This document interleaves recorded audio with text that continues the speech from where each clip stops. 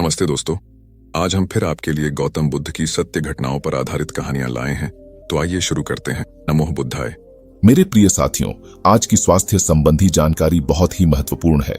दोस्तों, शरीर के इन 4 अंगों में यह तेल लगाइए, आपका शरीर स्वयं अपने आप सारी बीमारियों को नष्ट कर देगा, यानी कि वह खुद ठीक कर लेगा। तो वह 4 अंग कौन कौन से हैं और हमें कौन सा तेल लगाना है, आज हम इसी विषय में बात करने वाले हैं। इसलिए दोस्तों, वीडियो पूरा समझना, और इससे पहले आप वीडियो में खो जाएं, हमें सपोर्ट करने के लिए वीडियो को लाइक और चैनल को सब्सक्राइब जरूर कर लेना। आप आज के उपदेश को सुनकर आप अपने जीवन को सफल जीवन बना सकते हैं। और दोस्तों, इस जानकारी से पहले चलिए सुनते हैं महात्मा बुद्ध का एक उपदेश। एक दिन एक राजा भगवान बुद्ध के पास आए। बुद्ध के आश्रम में बहुत भीड़ थी। राजा ने भगवान बुद्ध से अनुरोध किया कि वह एकांत में कुछ बुद्ध से कहना चाहते हैं। बुद्ध बोले, सर्वत्र एकांत है, यही बोलो। फिर राजा ने कहा कि मैं संन्यास लेना चाहता हूं। बुद्ध गंभीर हो गए। वे बोले कि तुम्हें स्वस्थ होने के लिए दीक्षा के पहले मेरी एक शर्त का पालन करना होगा। राजा ने स्पष्ट किया कि जब दीक्षा लेनी ही है और संन्यास्त होना ही है तो मुझे आपकी सभी शर्तें मंजूर हैं। और फिर बुद्ध ने आदेश दिया और कहा, अपने कपड़े उतारो, अपने जूते उतारो और नंगे हो जाओ, और इसी नग्न अवस्था में अपने राज्य के राज्य मार्गों पर स्वयं को जूते मारते हुए चक्कर लगाकर आओ। राजा असमंजस में पड़ गए। बुद्ध यह क्या कह रहे हैं? मैं एक राजा हूं, इस तरह से मैं नंगा होऊंगा और नग्न होकर अपनी ही सड़कों पर कैसे खुद को जूते मारते हुए चक्कर लगाऊं? लेकिन फिर भी राजा को संन्यास्त होना था, तो उन्होंने भगवान बुद्ध की शर्तें मान ली और वह वैसा ही करने के लिए निकल पड़े। राजा ने वैसा ही किया। वह नंगे होकर स्वयं को जूते मारते हुए राज्य की सड़कों पर दौड़ने लगे। और यहां उनके चले जाने पर शिष्य ने बुद्ध से कहा कि स्वामी, जब हम आपसे दीक्षा लेने आए थे तब आपने तो ऐसी कठोर शर्त नहीं लगाई थी। आप तो स्वयं करुणा अवतार हैं, फिर आपने राजा के साथ ऐसा कठोर व्यवहार क्यों किया? तब बुद्ध बोले, जब तुम लोग संन्यास लेने आए थे तब तुम्हारे अहंकार बहुत बड़े नहीं थे, इसीलिए तुम लोगों से घर घर भिक्षा न मंगवा के ही काम बन गया। यह तो एक बड़ा राजा है, इसका अहंकार भी बहुत बड़ा है। इसलिए जितना बड़ा रोग उतनी बड़ी परीक्षा, इसलिए हर रोग की दवाई भी अधिक शक्तिशाली होती है। किसी कारणवश मैंने इनकी परीक्षा भी इतनी कठिन की है। राजा जब इस दशा में अपनी ही प्रजा के सामने से गुजरेगा तो उसका अहंकार खत्म हो चुका होगा।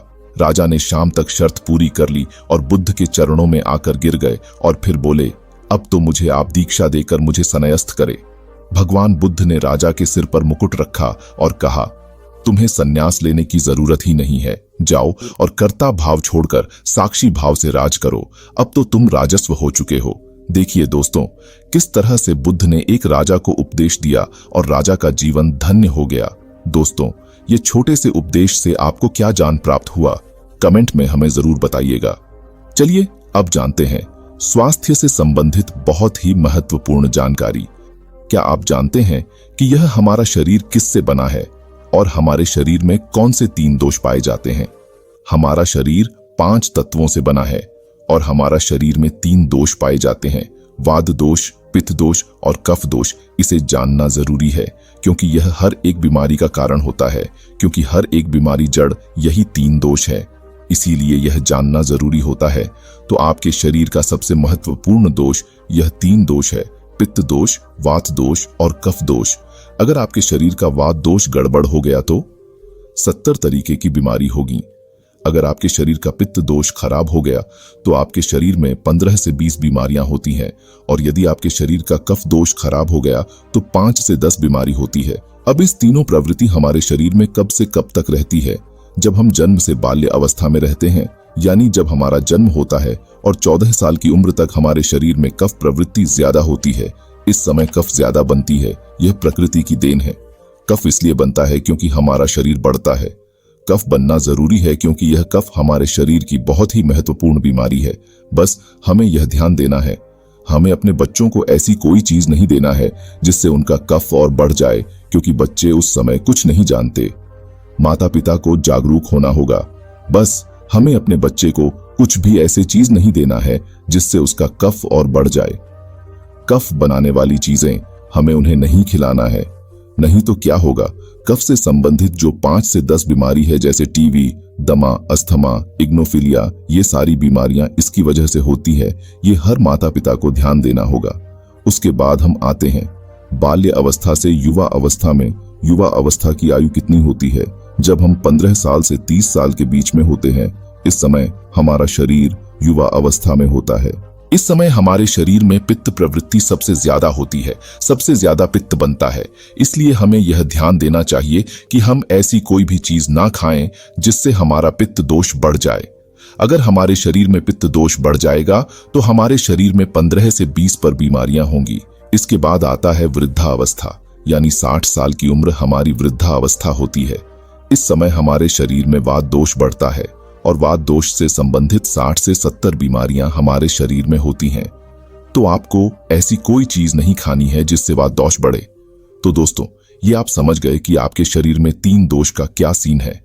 इसलिए इन 3 दोषों से संबंधित जो भी जानकारी जहां से भी उपलब्ध हो एकत्र करें और उसे अपने जीवन में लागू करें, कारण को दूर करें और हमेशा इस बात का ध्यान रखें कि इन 3 दोषों में क्या खाना चाहिए और क्या नहीं खाना चाहिए। इन दोषों को बढ़ाने वाली चीजें कभी ना खाएं।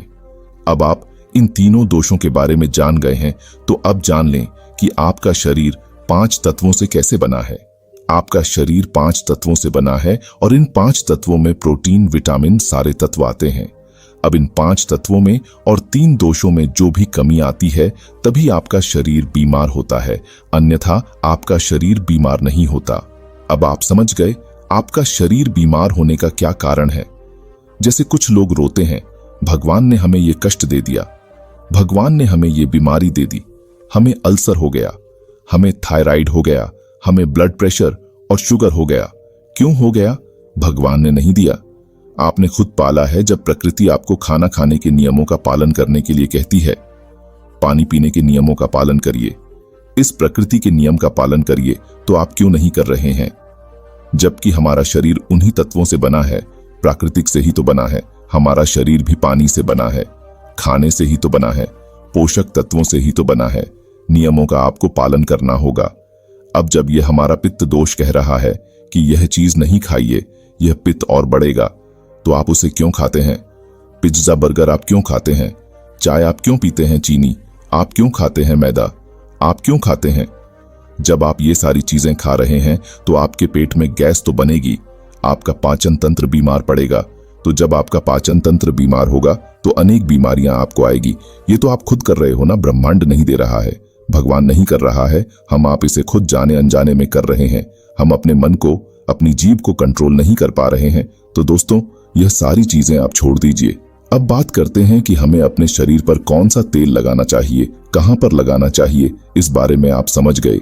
आपके शरीर का निर्माण कैसे होता है, इसे सुरक्षित रखना आपके हाथ में है। इसकी सुरक्षा आप खुद कीजिए। शरीर के 4 महत्वपूर्ण अंग हैं जिससे आपकी शरीर की सारी नसें जुड़ी हुई हैं। पहला है नाभि, दूसरा है पैर का तलवा, तीसरा है आपकी नाक और चौथा है आपका सर।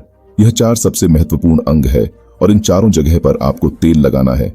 बस ये ध्यान देना है कि आपको कब लगाना है और कैसे लगाना है। तो सबसे पहले चलते हैं आपके पैरों के तलवे पर। जो व्यक्ति रोज सुबह जागकर मॉर्निंग वॉक करते हैं, नंगे पैर जमीन पर या फिर हरी घास पर चलते हैं, तो दोस्तों उसकी आंखों की रोशनी कभी कम नहीं होती। तो इसीलिए आपको पैरों के तलवे में शुद्ध तोरी का तेल लगाना है। इसके अलावा आप शुद्ध सरसों का तेल भी लगा सकते हैं। जब आप रात में सोने जाएं तो उससे पहले गुनगुने पानी से अपने पैर धो लीजिए। पैर धोने के बाद उसे साफ कर लीजिए। जब सूख जाए तब आप बिस्तर पर लेट जाएं और अपने हाथ से मालिश कर लीजिए। रात में सोते समय यही शुद्ध सरसों का तेल, और जैसे ही आप अपने 5 मिनट दोनों हाथों से मालिश करेंगे, तेल से गर्माहट आएगी तो तुरंत ही आपको नींद आनी शुरू हो जाएगी। अगर आप नींद का टैबलेट लेते हैं, अगर आप डिप्रेशन में हैं, नींद नहीं आ रही है, तो यह दूसरे दिन से ही बंद हो जाएगी। आपको नींद की टैबलेट की जरूरत ही नहीं पड़ेगी। आपका बीमारी दूर हो जाएगी, मेमोरी बहुत तेज हो जाएगी, दिमाग से संबंधित सारे समस्याएं खत्म, और एक ही बार में आप 10 बजे सो जाएंगे और 4 बजे से पहले आपकी नींद ही नहीं खुलेगी। गजब की नींद आएगी। और पैर के तलवे में तेल लगाने से आपके पाचन तंत्र मजबूत होते हैं। याददाश्त तेज होती है, भूख लगती है, शरीर में शक्ति मिलती है, ऊर्जा मिलती है, यानी कि शरीर की सारी पोषक तत्वों की पूर्ति हो जाती है। दूसरा स्थान है नाभि, जो कि आपके शरीर का सबसे महत्वपूर्ण अंग है। नाभि के पीछे एक पेको ग्रंथि पाई जाती है और इसी पेको ग्रंथि से शरीर की सारी नसें जुड़ी हुई होती हैं और ये शरीर की सबसे शक्तिशाली ग्रंथि होती है, इसलिए नाभि में तेल लगाना चाहिए। आप देखते होंगे जब आपके घर में छोटा बच्चा होता है तो माताएं उस बच्चे की तेल से मालिश करती थीं, लेकिन अब तो बच्चों को तेल लगाना ही बंद कर दिया। पहले माताएं 8 से 10 बार दिन में बच्चे की तेल से मालिश किया करती थी। ये कहती थीं कि हम जितनी बार तेल की मालिश करेंगे उनकी हड्डियां उतनी ही मजबूत होगी। और यह घर पर बना हुआ शुद्ध सरसों का तेल होता था और वह शुद्ध सरसों का तेल घर का होता था, उसी से मालिश करती थी। लेकिन आज दौर बदल गया है, लोग तरह तरह के केमिकल युक्त तेलों से मालिश कर रहे हैं। ये किसी काम का नहीं। दोस्तों, कंपनियां हमें सिर्फ बेवकूफ बनाती हैं और इससे सिर्फ बीमारियां होती हैं, क्योंकि बच्चों की मालिश के लिए सबसे अच्छा तेल सरसों का है और गांव के बच्चों को माताएं आज भी सरसों के तेल की मालिश करती हैं। गांव के बच्चे शहर के बच्चों की तुलना में कितने कमजोर हैं, इससे आप खुद अनुमान लगा सकते हैं। तो दोस्तों, ये नाभि आपके शरीर का सबसे शक्तिशाली हिस्सा है। तो जब माताएं नाभि में तेल की मालिश करती थीं तो पहले फूंक मारती थी, फूंक मारने के बाद उसमें तेल लगाती थी और दिन भर में 3 से 4 बार तेल लगाती थी। तो मेरे प्यारे साथियों, आपको भी आज से शुद्ध सरसों का तेल रात में सोते समय नाभि में लगाना है। और जब आप नाभि में तेल लगाते हैं तो इसके क्या फायदे होते हैं, आप यह जानकर चौंक जाएंगे। पहला फायदा, आपको अच्छी नींद आएगी। दूसरा फायदा, दिमाग से संबंधित कोई भी समस्या नहीं होगी। तीसरा फायदा, आपका पाचन तंत्र मजबूत रहेगा। चौथा फायदा, आपको भूख लगेगी। पांचवा फायदा, आपके शरीर का सारा दर्द दूर हो जाएगा। छठा फायदा, आपकी आंखों की रोशनी बढ़ जाएगी, यानी कि शरीर के हर एक अंग के लिए फायदेमंद है। पैर का तलवा हो गया, नाभि हो गई। अब हम एक कदम आगे चलते हैं, वो है नाक, कान और आंख। तो दोस्तों, आपको नाक में क्या करना है? अगर आपको गाय का शुद्ध देसी घी मिल जाए तो घी की एक बूंद दाई नाक में और एक बूंद बाई नाक में, दोनों नाक में एक एक बूंद डालनी है। रोजाना दोनों नाक में एक एक बूंद डाले। इसके इतने फायदे हैं, मैं यहां गिनाते गिनाते थक जाऊंगा। आपका पागलपन दूर हो जाएगा। अगर किसी को पागलपन है, अगर पागलपन का इलाज चल रहा है तो 3 से 4 महीने के अंदर पागलपन की दवा बंद हो जाएगी। अगर आपके कान के पर्दे में छेद है तो बिना ऑन ऑपरेशन के ठीक हो जाएगा। आपकी नींद की समस्या भी ठीक हो जाएगी। याददाश्त आपकी तेज हो जाएगी। शरीर में कमजोरी है, शरीर की कमजोरी दूर हो जाएगी। जुकाम आपको कभी जिंदगी में नहीं होगा। जुकाम, सर्दी से संबंधित जितनी भी बीमारी है आपको नहीं होगी। अब एक अंग और है जहां से आपका शरीर पूरा दिमाग जुड़ा हुआ है, वह है सिर।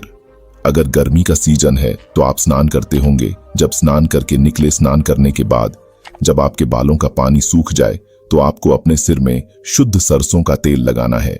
जैसे ही आप अपने सिर में सरसों का तेल लगाकर सिर की मालिश करेंगे तो आपको 10 सेकंड बाद नींद आनी शुरू हो जाएगी। सिर में सोते समय तेल लगाने से कई सारे फायदे हैं, जैसे आपका जो बाल सफेद हो रहा होगा वह भी रुक जाएगा। आपको नींद गजब की आएगी। दिमाग की याददाश्त जबरदस्त होगी। शरीर की पावर बढ़ेगी। शरीर की कमजोरी दूर हो जाएगी, यानी कि शरीर की सारी शक्तियां आपको मिलेंगी सिर में तेल लगाने से। तो मेरे प्यारे साथियों, आप शुद्ध सरसों तेल को अपने शरीर के इन 4 अंगों पर लगाएं और देसी घी को अपने नाक में डालिए। यह प्रक्रिया आप अपना लीजिए, आपका शरीर स्वस्थ और तंदुरुस्त हो जाएगा।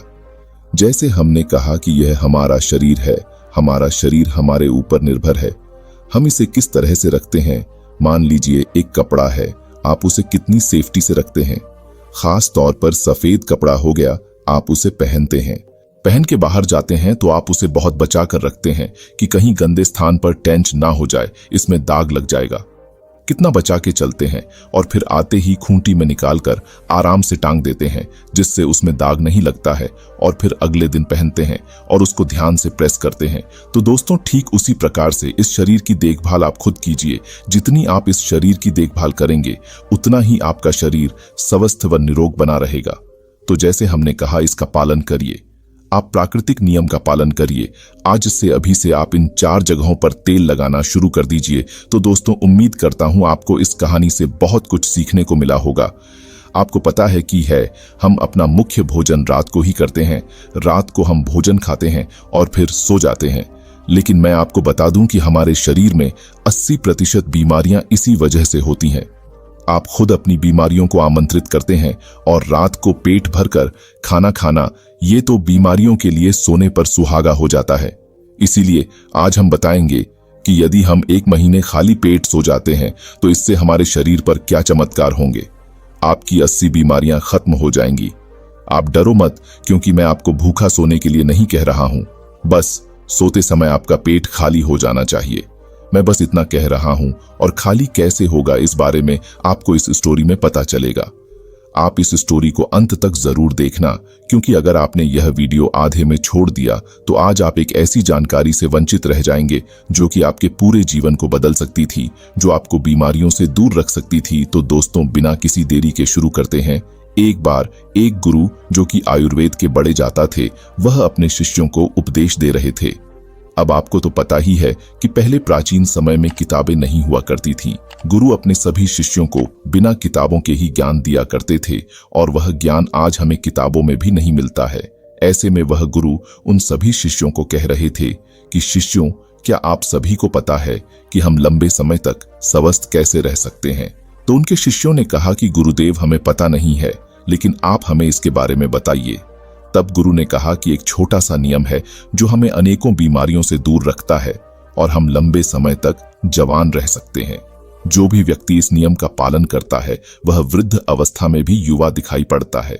उसके चेहरे पर तेज रहता है, उसकी त्वचा में एक चमक रहती है, वह हर समय ऊर्जा से भरपूर रहता है। और जो व्यक्ति इस नियम का पालन नहीं करता है वह भरी जवानी में ही वृद्ध दिखाई देने लगता है। उसके बाल सफेद हो जाते हैं, चेहरे पर झुर्रियां पड़ जाती हैं, त्वचा रूखी हो जाती है और वह हमेशा थका हुआ महसूस करता है। इसीलिए आज जो मैं तुम्हें ये नियम बताने वाला हूं उसे तुम बड़े ध्यान से सुनना, क्योंकि यह एक छोटा सा नियम आपके पूरे जीवन को बदल सकता है। तभी एक शिष्य ने कहा कि गुरुदेव, क्या वह नियम सरल है? क्या उसको हम सभी आसानी से अपना सकते हैं? शिष्य की बात सुनकर गुरु मुस्कुराए और बोले, हाँ, यह नियम बहुत सरल है और इसे हर व्यक्ति अपना सकता है। तुम भी अपना सकते हो। यह नियम बहुत आसान है, बस तुम्हें इसका ठीक से पालन करना आना चाहिए। तभी वह शिष्य बोला कि गुरुदेव, लेकिन वह नियम क्या है? तब गुरु ने बताया कि वह नियम है, हमें रात में भूखा सोना चाहिए। गुरु की बात सुनकर शिष्य घबरा गया और गुरु से बोला कि गुरुदेव, ये आप क्या कह रहे हैं? भूखा सोना है, मुझसे तो इस नियम का पालन नहीं होगा, क्योंकि मैं तो भूखा नहीं सो सकता हूं। शिष्य की बात सुनकर गुरु फिर मुस्कुराए और बोले, पहले तुम मेरी पूरी बात तो सुनो। तुम इस पूरे नियम के बारे में तो समझो। मैं तुम्हें यह थोड़ी कह रहा हूं कि तुम सुबह भोजन करो और इसके बाद भोजन ही ना करो और रात को भूखे सोने जाओ। फिर गुरु ने सभी शिष्यों से कहा, अब आप सभी लोग मेरी बात को ध्यान से सुनो। और फिर गुरु ने बताना शुरू किया, अब तक आपने अपने जीवन शैली में जो भी बदलाव किए हैं, जिन नियमों का पालन किया है, उन सभी में से जो आज का नियम है वह महत्वपूर्ण है। यह आपको बहुत अधिक लाभ देगा। यह नियम कोई कठिन नियम नहीं है, आप सरलता से इसका पालन कर सकते हैं। इसके लिए सबसे पहले आपको इस बारे में पता होना चाहिए, हमारे शरीर में एक प्राण शक्ति होती है जो हमारे सभी कार्यों को संपादित करती है। जैसे कि जब हम भोजन करते हैं तो वह शक्ति हमारे भोजन को पचाने में लग जाती है। हम कोई दिमाग का कार्य कर रहे होते हैं तो उस समय वह शक्ति उस दिमागी कार्य को ठीक तरीके से संचालित करने में लग जाती है। जब हम दौड़ रहे होते हैं तो दौड़ते समय भी हमारी जो प्राण शक्ति है वह कार्य करती है। वह शक्ति हमारे शरीर के हर कार्य को संपादित करती है। लेकिन यहाँ पर एक बात समझने वाली यह है कि प्राण शक्ति केवल एक समय में एक ही कार्य कर सकती है। अगर आप भोजन करते हैं और भोजन करने के तुरंत बाद अगर आप गहरी सोच में पड़ जाते हैं तो आपके पाचन तंत्र पर इसका प्रभाव पड़ेगा, क्योंकि जो शक्ति है वह पूरे तरीके से पाचन पर लग ही नहीं पाती है। उसे तो आपने बांट दिया है। शक्ति का काम था कि जो भोजन आपने खाया है वह उसको पचाए, लेकिन आप तो गहरी सोच में डूब गए और प्राण शक्ति को एक नया काम मिल गया।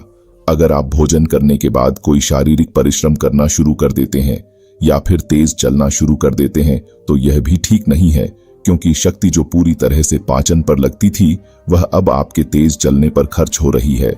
इसीलिए आपको भोजन करने के बाद बहुत तेज नहीं चलना है, नहीं तो आपकी शक्ति आपके तेज चलने की तरफ आकर्षित हो जाएगी। इसीलिए आपको भोजन करने के बाद आराम से ही टहलना है। इसके बाद गुरु ने उन शिष्यों को कहा कि यह तो तुम्हें समझ में आ गया होगा कि प्राण शक्ति एक समय में एक ही कार्य कर सकती है, लेकिन जब आप देर रात में भोजन करते हैं, देर से आप खाना खाते हैं, तो पता है क्या होता है?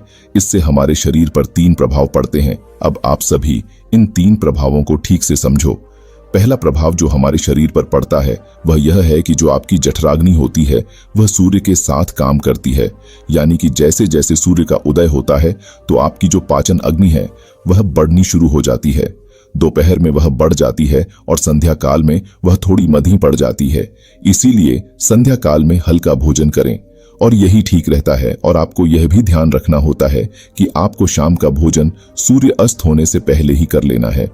अगर सूर्य अस्त हो गया तो आपकी जो जठराग्नि है वह बिल्कुल कम हो जाएगी और उस मंद जठराग्नि में जब आप भोजन करते हैं तो वह भोजन ठीक से नहीं पचता है। अगर आपने सात्विक भोजन भी किया होगा तो वह भी नहीं पचता है, क्योंकि उस समय जठराग्नि मंद थी। इसीलिए भोजन ठीक से नहीं पचता है और वह शरीर में लंबे समय तक पड़ा रहता है, ज्यादा समय तक रुका रहता है। इसी वजह से वहां पर सड़न पैदा होने लगती है और वही सड़न हमारे लिए विशाल का कारण बनती है, जहर का कारण बनती है, आपके शरीर के लिए हानिकारक होती है। इसीलिए आपको समझना है कि आप अगर सूर्य अस्त होने से पहले भोजन करते हैं तो जठराग्नि ठीक रहती है और भोजन ठीक से पचता है। दूसरा प्रभाव जो आपके शरीर पर पड़ता है वह यह है कि रात्रि के समय जो आपकी प्राण शक्ति है वह हीलिंग में लग चाहिए। यानी कि शरीर में जो मरम्मत होनी है, शरीर में जो टूट फूट होती है, उसकी मरम्मत में वह प्राण शक्ति लगनी चाहिए। लेकिन अक्सर लोग क्या करते हैं, भोजन करते हैं और सो जाते हैं, जो कि बहुत गलत है। क्योंकि मैंने आपको पहले बताया कि प्राण शक्ति एक खाकर तुरंत सो जाते हैं, तो आपकी यह प्राण शक्ति पूरी तरह भोजन को पचाने में लगी समय में एक ही कार्य करती है। लेकिन जब आप खाना रहती है और इस वजह से वह हीलिंग का कार्य जो है वह नहीं कर पाती है, शरीर की मरम्मत नहीं कर पाती है। और जब वह प्रक्रिया निरंतर चलती रहती है, यानी कि आप खाते हैं और सो जाते हैं, तो फिर बहुत सारी बीमारियां शुरू होने लग जाती हैं, क्योंकि आपके शरीर की मरम्मत हो नहीं पाती है। आपकी शक्ति ठीक से अपना कार्य नहीं कर पाती है, वह हीलिंग का मरम्मत का कार्य नहीं कर पाती है और इसी वजह से अनेक बीमारियां पैदा हो जाती हैं। तीसरा प्रभाव जो हमारे शरीर पर पड़ता है वह यह है कि जब आप भोजन करने के तुरंत बाद सोने चले जाते हैं तो आपका दिमाग कहता है कि मुझे तो नींद चाहिए, और आपका शरीर भी यही कहता है कि मुझे तो नींद चाहिए। लेकिन आपका पाचन तंत्र क्या कहता है कि अभी मैं सक्रिय हूं, मुझे तुमने काम दिया है, अब इस काम को मुझे करना है, तो आप भी जागते रहोगे, तभी तो मैं अपना कार्य ठीक से कर पाऊंगा। यानी कि 2 विरोधाभास स्थितियां पैदा हो जाती हैं। दिमाग की तरफ से तो सो जाओ और पेट की तरफ से जागे रहो। ऐसी स्थिति में नींद गहरी नहीं हो पाती है और गहरी नींद न होने के कारण शरीर को आराम भी नहीं मिल पाता है। आप सो तो जाते हैं 7 घंटे या 6 घंटे, लेकिन सुबह उठने में आपको कठिनाई होती है। आप दिन भर ऊर्जावान महसूस भी नहीं कर पाते हैं और ऐसा इसीलिए होता है क्योंकि रात भर प्राण शक्ति ठीक से शरीर की मरम्मत, शरीर की हीलिंग का काम नहीं कर पाई। आपकी जठराग्नि, आपकी प्राण शक्ति पूरी तरह से पाचन तंत्र पर केंद्रित रही। उसने पूरी रात भोजन को पचाने में ही अपना समय दिया और फिर जैसे आप सुबह उठते हैं तो उठते ही फिर कुछ खा लेते हैं और इसी वजह से बार बार खाने से हमारी प्राण शक्ति पूरी तरह से पाचन पर ही लगी रहती है और शरीर के दूसरे कार्य मंदे पड़े रहते हैं, जो कि शरीर के लिए बहुत जरूरी थे। यह 3 प्रभाव थे जो हमारे शरीर पर पड़ते हैं। अगर आप सूर्य अस्त होने के बाद भोजन करते हैं और भारी भोजन खाते हैं तो इससे आपकी पाचन प्रणाली पूरी तरह से बिगड़ जाती है, खत्म हो जाती है और फिर आप इसे ठीक करने के लिए चूर्ण लेते हैं, अनेक प्रकार के तरीके अपनाते हैं, तब भी यह ठीक नहीं हो पाती है। लेकिन जो स्वाभाविक है उस पर तो आप ध्यान ही नहीं देते हैं। स्वाभाविक प्रणाली जो परमात्मा ने आपको दी है, जिससे आपका शरीर खुद ब खुद को साफ कर लेता है, खुद की बीमारियों को ठीक कर लेता है। फिर गुरु सभी शिष्यों से कहते हैं कि सब मेरी बात को ध्यान से सुनो। शरीर अपनी बीमारियां अपने आप ठीक करेगा, लेकिन उसके लिए तुम्हें क्या करना है इस बात को समझो। इसके लिए आपको 7 बजे से पहले अपना आहार लेना है। अगर आप 7 बजे से पहले भोजन कर लेते हैं तो उसके बाद आप 9 या 10 बजे तक सोने के लिए जाते हैं तो आपके पास लगभग 3 घंटे का समय होता है। और जो यह 3 घंटे का समय होता है और इसमें जो भी आपने हल्का फुल्का भोजन किया है वह आपके पेट से नीचे उतरना शुरू हो जाता है और उसका अर्थ पट्टे का भोजन ठीक से पच भी जाता है। यानी कि आपने 7 बजे भोजन किया तो आपका आधा भोजन 10 बजे तक पच गया और जो बचा वह रात्रि के 1 बजे तक पच गया। और 1 बजे के बाद जो आपकी प्राण शक्ति है वह मरम्मत का कार्य करेगी, वह हीलिंग का कार्य करने में लग जाएगी। फिर गुरु उन सभी शिष्यों से कहते हैं कि आपकी शक्ति अपने कार्य को ठीक तरीके से करें। उसके लिए आप 2 तरीकों से भूखा रह सकते हैं। मैं आपको उपवास करने के लिए नहीं बोल रहा हूं क्योंकि उपवास करना सबके लिए संभव नहीं है। मैं आपको बता रहा हूं उसको कहा जाता है अर्थ उपवास या इसे प्रातःकालीन उपवास भी कहते हैं। इसमें आपको उपवास करना है। वह उपवास आपको 16 घंटे का करना होता है और इसकी शुरुआत आप ऐसे कर सकते हैं कि आपने शाम को जो भोजन किया था 7 बजे, उसके बाद अगले दिन आप 7 बजे ही भोजन करें, क्योंकि जब आप 7 बजे भोजन कर लेते हैं तो वह भोजन आपका रात्रि में 1 बजे तक पच जाता है। उसके बाद आपके शरीर के पास लगभग 6 घंटे होते हैं और इस 6 घंटे में प्राण शक्ति शरीर की मरम्मत का कार्य करती है। आप शाम को 7 बजे भोजन करें और उसके बाद सुबह 7 बजे भोजन करें और यह नियम हर कोई अपना सकता है। ये बिल्कुल सरल है, लेकिन अगर आप रात को 8 या फिर 10 बजे भोजन खाते हैं तो आप अपने इस नियम को बदलें और 7 ही बजे भोजन खाना शुरू करें, क्योंकि यह छोटा सा नियम आपके जीवन में बड़ा बदलाव करेगा। दूसरी सारी चीजें बाद में, पहले अपने शरीर के स्वाभाविक प्रणाली को ठीक करना है। अगर आपको इस नियम से और भी ज्यादा फायदा लेना है तो आप शाम को 7-8 बजे भोजन कीजिए और उसके बाद सुबह 11 बजे भोजन करिए। अगर आप 7 से 11 बजे भोजन करते हैं तो आपके शरीर के पास 16 घंटे होते हैं जिसमें वह भोजन का पाचन भी करेगा और उस भोजन को पचाने के बाद वह रिपेयरिंग का काम करना भी शुरू कर देगा। इस प्रकार से जब आप अपने शरीर को आराम देते हैं, पाचन तंत्र को रिलैक्स होने देते हैं, प्राण शक्ति को अपना कार्य करने देते हैं, तो यह शक्ति आपके पूरे शरीर को प्रभावित करेगी, पूरे सिस्टम को ठीक करेगी और आपको यह प्रभाव 15-20 दिन में दिखना शुरू हो जाएगा। अगर आपको कोई गंभीर बीमारी है तो वह ठीक होना शुरू हो जाएगी। अगर आपकी त्वचा खराब है तो वह भी ठीक होने लगेगी। आपकी त्वचा ग्लो करेगी। अगर आपके बाल बहुत ज्यादा झड़ते हैं तो आपके बाल भी मजबूत होंगे और अगर आपके बाल सफेद हो चुके हैं तो वह भी काले होना शुरू हो जाएंगे। अगर आप बहुत थका थका महसूस करते हैं तो आप ऊर्जावान महसूस करने लगेंगे। अगर आपको कोई मानसिक समस्या है, चिंता है, तनाव है, तो आपकी चिंता और तनाव भी दूर हो जाएगा। जो विद्यार्थी पढ़ते तो हैं लेकिन उनको याद नहीं रहता है तो उन्हें भी पढ़ी हुई चीजें जो हैं वह याद रहने लगेंगी। आपको पता है कि हमें कोई चीज क्यों याद नहीं रहती है? क्योंकि हमारा दिमाग रिलैक्स नहीं रह पाता, क्योंकि हमारी प्राण शक्ति पूरी तरह से हमारे भोजन को पचाने में ही लगी रहती है और वह दिमाग की तरफ जा ही नहीं पाती है। लेकिन आप इस नियम का पालन करेंगे तो आपकी एकाग्रता बढ़ जाएगी। दिमाग कोई भी कार्य अच्छे से करना शुरू कर देगा। अगर आप 10 घंटे का गैप कर सकते हैं तो आपके शरीर का फैट कम होगा। अगर आप वजन बढ़ाना भी चाहते हैं तो आपका वजन भी बढ़ेगा, लेकिन जो एक्स्ट्रा फैट होता है वह कम हो जाएगा, क्योंकि मोटापा अनेक बीमारियों को जन्म देता है। यह नियम आपके लिए हर प्रकार से उपयोगी है। तभी गुरु की बात सुनकर उनमें से एक शिष्य खड़ा हुआ और उनसे बोला कि गुरुदेव, मेरे मन में 2 प्रश्न उठ रहे हैं, कृपया करके आप उनका भी जवाब दीजिए। गुरु ने कहा कि पूछो बेटा, तुम्हारा क्या प्रश्न है? तब शिष्य ने कहा कि गुरुदेव, अगर हम शाम को 7 बजे भोजन करते हैं, उसके बाद हम 10 बजे तक सोने जाते हैं, तो अगर हमें भूख लगे तो हम क्या करें? शिष्य की बात सुनकर गुरु ने कहा कि बेटा, इसके लिए तुम्हें सबसे पहले यह समझना होगा, हमारे शरीर की प्रत्येक कोशिका का एक सिस्टम होता है। वह बाहर से कैलोरी लेती है, जो हम भोजन खाते हैं उससे वह ऊर्जा का निर्माण करती है और उसी से हमारा शरीर भी चलता है। लेकिन अगर कोशिकाओं को निरंतर बाहर से आहार मिलता रहता है तो उसी से वह निरंतर ऊर्जा बनाती रहती है। लेकिन जब आप कुछ समय तक भोजन नहीं करते हैं और बाहर से कोशिकाओं को ऊर्जा मिलना बंद हो जाती है, तो ऐसी स्थिति में कोशिकाएं अपने अंदर जो वेस्ट मटेरियल पड़ा रहता है उससे ही, चाहे वह गलत तरीके का प्रोटीन ही क्यों ना हो, कोई बैक्टीरिया ही क्यों ना पड़ा हुआ हो, वह उनका अवशेषण करके ऊर्जा का निर्माण करना शुरू कर देती है। इस स्थिति में कोशिकाओं की सफाई होनी शुरू हो जाती है और इस प्रक्रिया को ऑन्टोफिजिक कहते हैं। और इस प्रक्रिया में यह होता है कि जो कोशिकाओं के अंदर एक संरचना होती है जिसे लाइसोसोम कहा जाता है। लाइसोसोम के अंदर कुछ एंजाइम होते हैं और यह एंजाइम जो वेस्ट मटेरियल कोशिका के अंदर है उसका पाचन करके उससे ऊर्जा का निर्माण करना शुरू कर देते हैं। यानी कि आपकी कोशिकाओं जब उसे बाहर से ऊर्जा नहीं मिलती है तो वह अपने अंदर के वेस्ट मटेरियल को इकट्ठा करके उसी से ऊर्जा बनाती है और इसी तरीके से हमारे शरीर की डिटॉक्स प्रणाली भी शुरू हो जाती है। और यह डिटॉक्स प्रणाली आप कुछ खाकर या कोई भी औषधि या दवाई लेकर शुरू नहीं कर सकते हैं।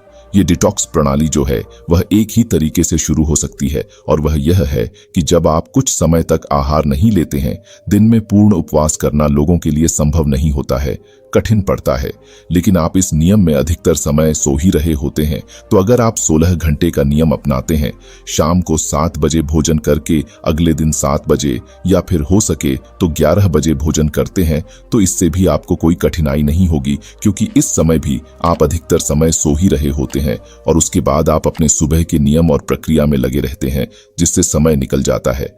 आपको भूख का एहसास नहीं हो पाता है। फिर गुरु ने शिष्य से कहा कि बेटा, अगर आपको 7 बजे खाना खाने के बाद भी भूख लगती है तो आप उस समय नारियल पानी ले सकते हैं, क्योंकि यह आपकी डिटॉक्स प्रणाली में कोई बाधा नहीं बनता है। इसके साथ आप एक कार्य कर सकते हैं जिससे कि आपकी भूख पर प्रभाव भी पड़ेगा और जो आपकी डिटॉक्स प्रणाली है वह भी बेहतर हो जाएगी। मनुष्य चाहे कितना भी प्रयास क्यों ना कर ले, कितना भी प्रयत्न क्यों ना कर ले, उसे अपने कर्मों का फल तो भोगना ही पड़ता है। चाहे मनुष्य कितना ही प्रयत्न कर ले, लेकिन वह कभी अपने कर्मों से बच नहीं सकता। जैसी करनी वैसी भरनी, यह वाक्य तो आपने सुना ही होगा, अर्थात जैसे आप कर्म करोगे वैसा ही आपको फल भी प्राप्त होगा।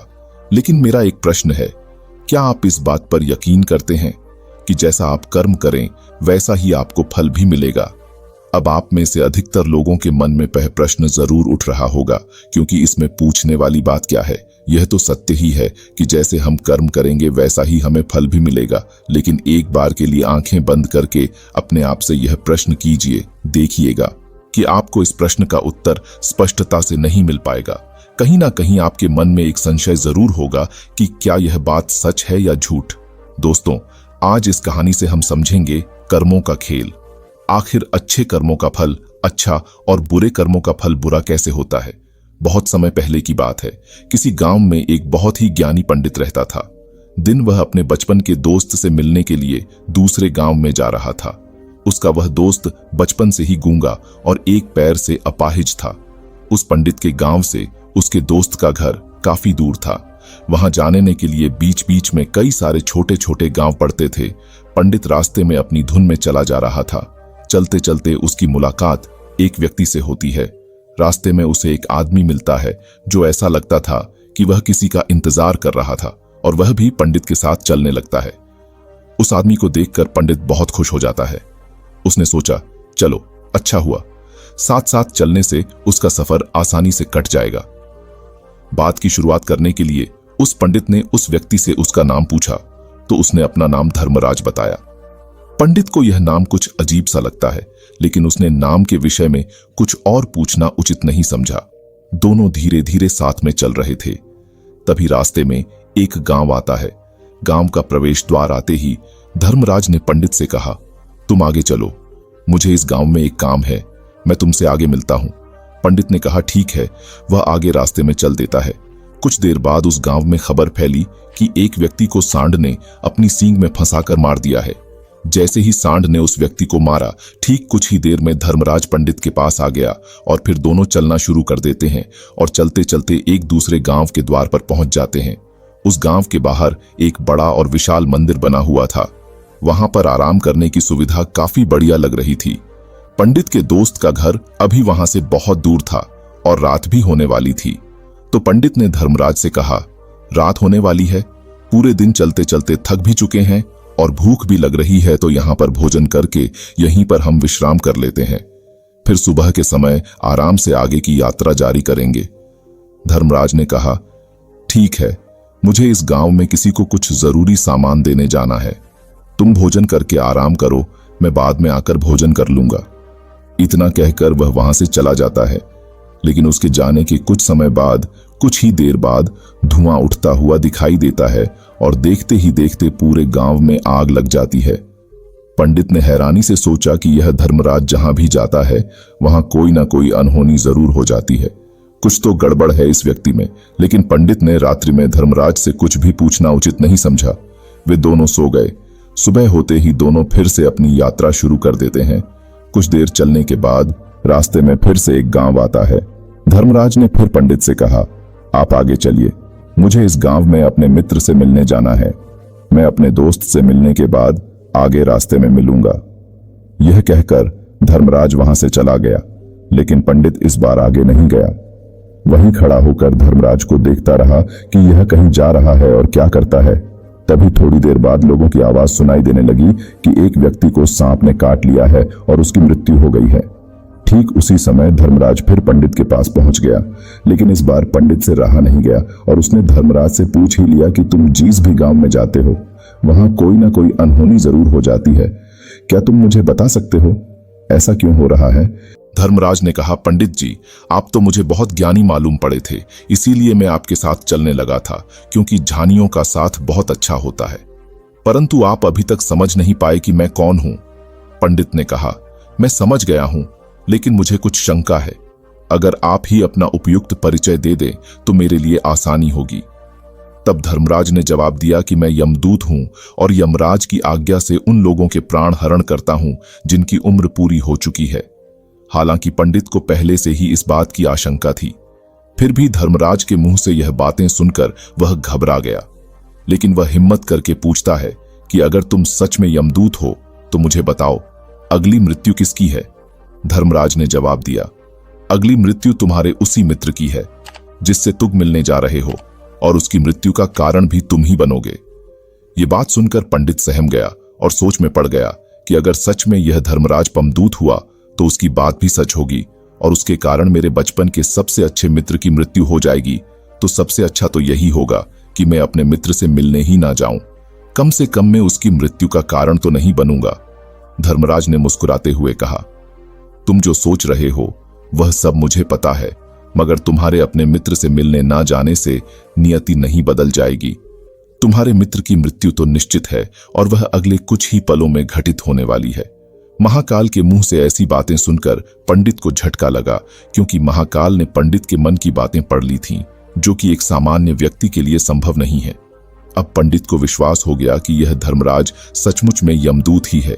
जब पंडित को यह पूर्ण विश्वास हो गया कि धर्मराज जी यमदूत हैं, तो वह घबरा गया।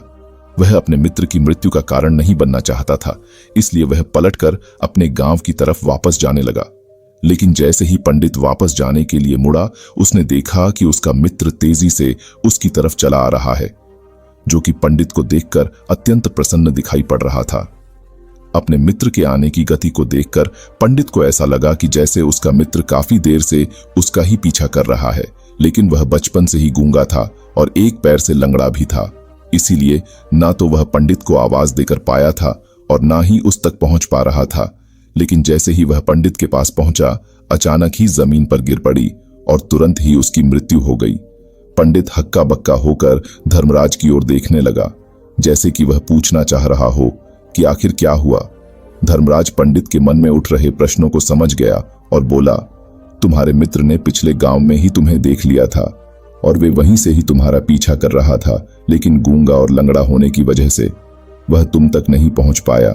उसने अपनी पूरी ताकत लगाकर तुम तक पहुंचने का प्रयास किया, लेकिन बुढ़ापे में बचपन जैसी ताकत नहीं होती, इसलिए दिल का दौरा होने के कारण उसकी मृत्यु हो गई, क्योंकि वह तुमसे मिलने के लिए अपनी सीमाओं को तोड़कर तुम्हारे पीछे भाग रहा था।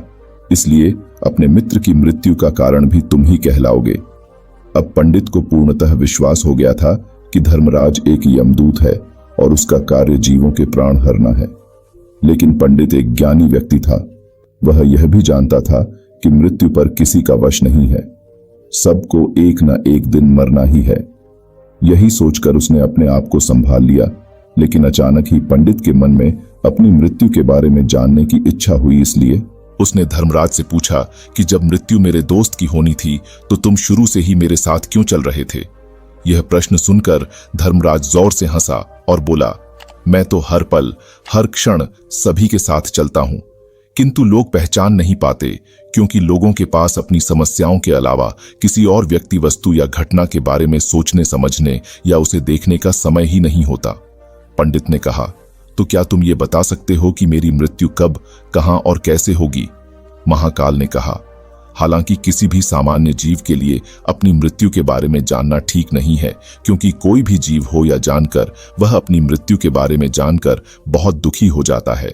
हालांकि तुम जानी व्यक्ति मालूम पड़ते हो, और तुमने जिस तरीके से अपने मित्र की मृत्यु को सहन कर लिया है, उसे देखकर लगता है कि तुम अपनी मृत्यु के बारे में जानकर भी दुखी नहीं होंगे। महाकाल ने कहा, तो सुनो, तुम्हारी मृत्यु आज से ठीक 6 महीने बाद आज ही के दिन किसी दूसरे राज्य में फांसी लगने से होगी। और सबसे हैरानी की बात तो ये होगी कि तुम स्वयं ही खुशी से उस फांसी को स्वीकार कर लोगे। इतना कहकर धर्मराज वहां से चला गया, क्योंकि अब धर्मराज के पास पंडित के साथ चलते रहने का कोई कारण न था। इसके बाद पंडित ने अपने मित्र के शरीर का अंतिम संस्कार किया और यथाशक्ति उसके क्रियाकर्म करके अपने गांव वापस आ गया। लेकिन कोई व्यक्ति कितना भी ज्ञानी क्यों ना हो, अपनी मृत्यु के बारे में जानकर दुखी तो होता ही है, और मृत्यु से बचने का कोई ना कोई उपाय भी खोजता है। तो पंडित ने भी वही किया। क्योंकि पंडित ना था, इसलिए उसकी पहचान उस राज्य के राजा तक थी। पंडित ने सोचा कि राजा के पास तो कई सारे ज्ञानी मंत्री हैं, वह मेरी मृत्यु से संबंधित समस्या का कोई ना कोई समाधान निकाल ही लेंगे। पंडित यही सब सोचता हुआ राज दरबार में पहुंच जाता है और राजा से सारी घटना के बारे में बताता है। राजा ने अपने मंत्रियों को सारी समस्या बताई और उनसे सलाह गांगी।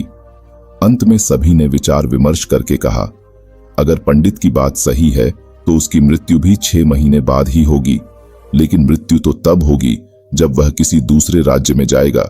यदि वह किसी दूसरे राज्य में जाए ही ना, तो मृत्यु ही नहीं होगी। मंत्रियों की यह सलाह राजा को भी सही लगी। इसके बाद पंडित के रहने की सारी व्यवस्था महल में ही कर दी गई, और राजा के आदेश के बिना उस पंडित से किसी को भी नहीं मिलने दिया जाता था। लेकिन पंडित कहीं भी आ जा सकता था, ताकि पंडित की यह ना लगे कि वह राजा की कैद में है। परंतु पंडित डर के मारे स्वयं ही कहीं आता जाता नहीं था। धीरे धीरे महीने गुजरते गए और पंडित की मृत्यु का समय नजदीक आने लगा, और अंततः वह भी दिन आ गया। जिस दिन पंडित की मृत्यु होनी थी, उसकी एक रात पहले पंडित डर के मारे जल्दी ही सो गया, ताकि जल्दी से वह रात बीत जाए और अगला दिन आ जाए, ताकि उसकी मृत्यु टल सके।